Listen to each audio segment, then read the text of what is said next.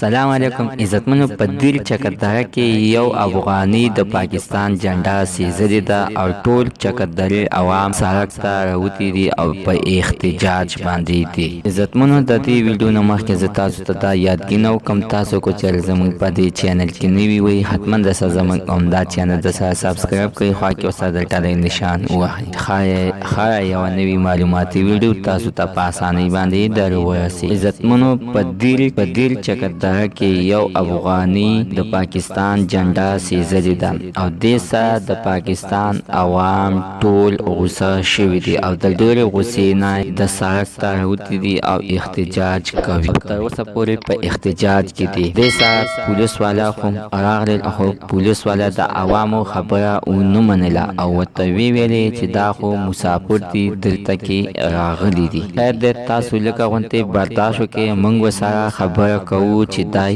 د څه د وجې نه سیزلې ده. عوامو د پولیسو خبرو ته غوږ کې نه ښودلو، بیا ورپسې د شپې دوکان ته ورغلل او د جوسو دوکانې ولا په کاڼو باندې ویشتو او ټول ارسي ولا مات ګوډ کړ. او د چگدرې د خلکو دا غوښتنه ده چې د دې کې چې کم مهاجرین دي دا د ټول ویستل شي او خپل وطن ته دې ولیږي، ځکه چې نن یې موږ ته جھنډه ویشتل وسوځوله، سبا به موږ سره بل څه کارونه وکړي، سبا شاید چې موږ سره داسې د دې نه غټ کارونه وکړي. جھنډا زموږ مور، دا زموږ د ملک یو پہچان دی.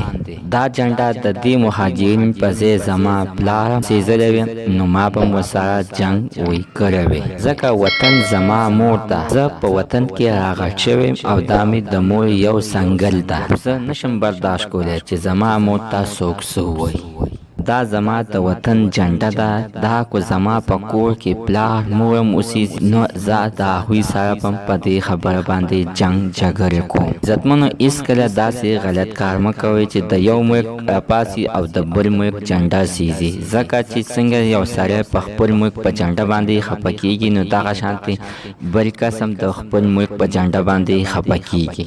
عزتمنو زموږ نننۍ معلومات ته د دې پورې د نوي معلومات دپاره زموږ همدا چینل سره سبسکرایب کړئ، خوا کې ورسره د ډالۍ نشان ووهئ چې ښایي یوه نوې معلوماتي ویډیو تاسو ته په اسانه باندې در ورسیږي.